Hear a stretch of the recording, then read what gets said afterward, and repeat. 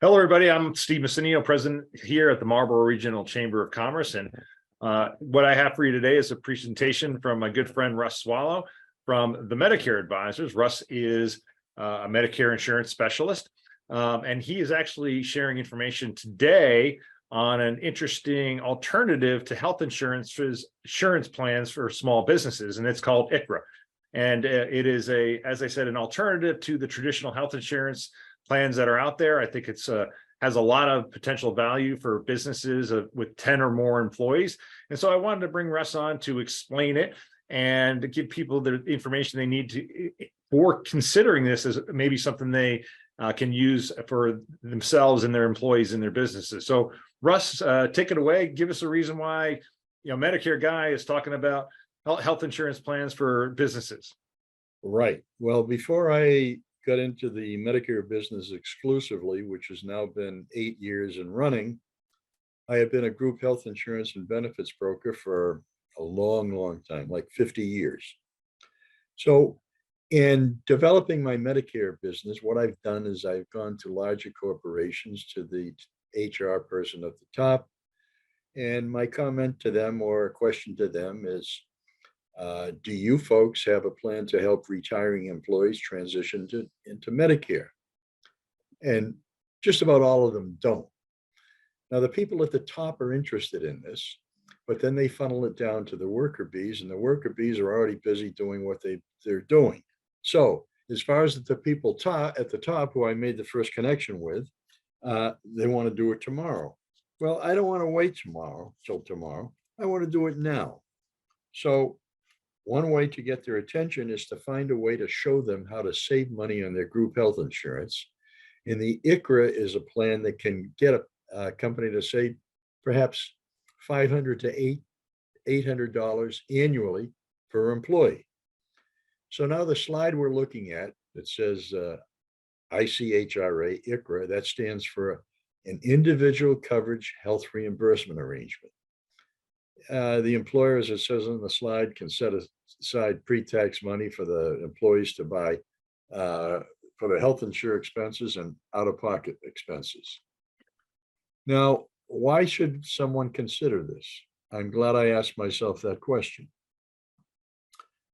An employer is going to experience immediate savings, and the employer is going to be able to control their future health costs, and they're not going to have any more renewal surprises where the premium jacked up 27% or more.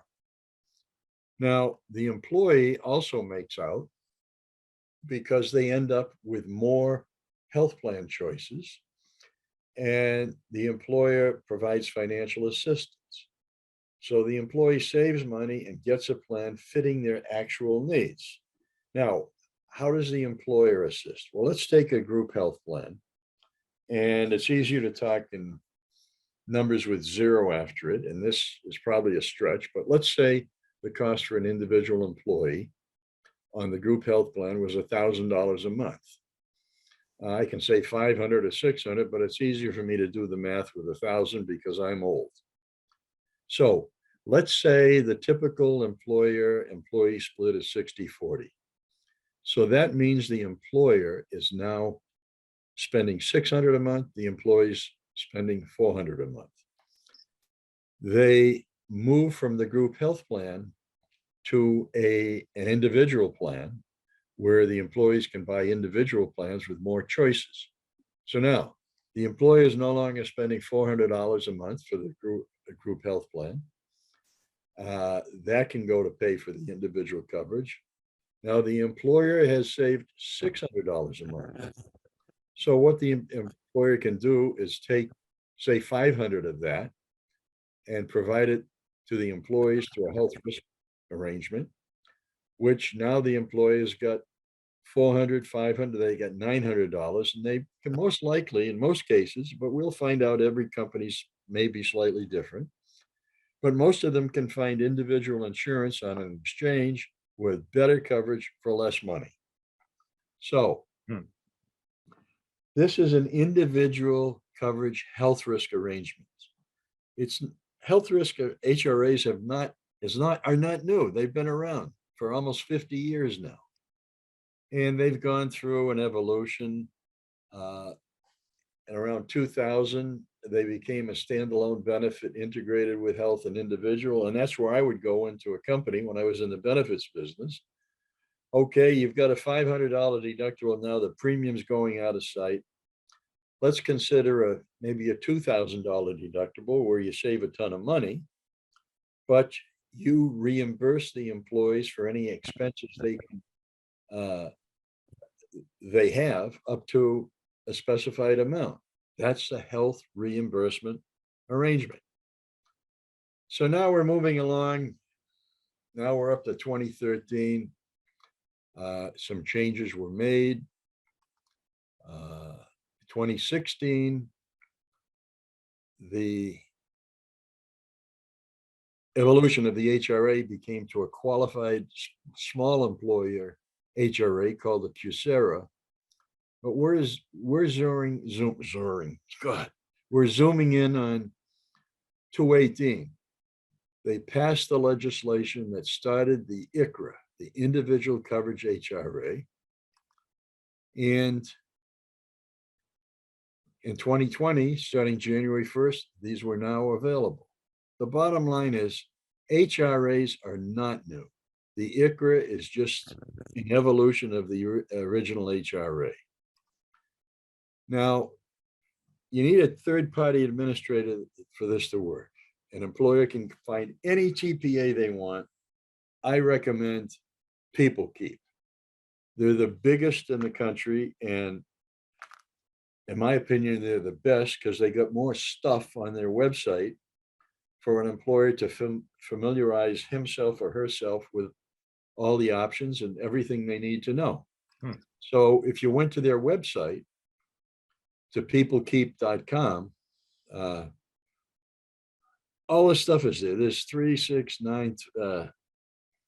9 things on here. There's a total of about 30 or so of pieces of information that people might want to need. So don't lock in on the fact that HRAs new.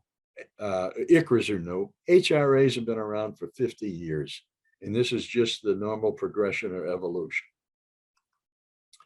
So it's not new to the Human Resource Executive magazine or newsletter.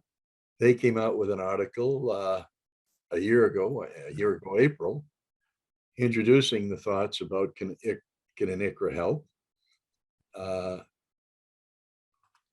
Then HR people, the organization most of them belong to is the Society for Human Resource Management. And they mentioned this as of last October. So the professional world, the professional associations are aware of the ICHRA. You're probably not aware of the ICHRA because your existing broker hasn't brought it up to you. And why, I can discuss that with each of you individually, but when they put in a plan like this, their income goes down. They don't want to do this until they're forced to. But if you have an open-minded broker, I'll work with them because my methodology here is when you migrate from group health to individual, the only market available for the employee 65 and older is Medicare, and that's me. All the other employees, we can send them into an exchange to pick out a plan that fits them precisely. So what's next? Well, if you want to explore this, in other words, dip your toe in the water before committing to anything, send me your stuff. And I've got the stuff listed here on the page that we need. And I can determine rather rapidly as to when and how, or not when and how, but the money saved in this plan as to how it fits your specific needs. So summarizing, why consider it? It's a win-win for the employees and a win-win for the employer. So who do you contact for more info? This young kid you see on the screen.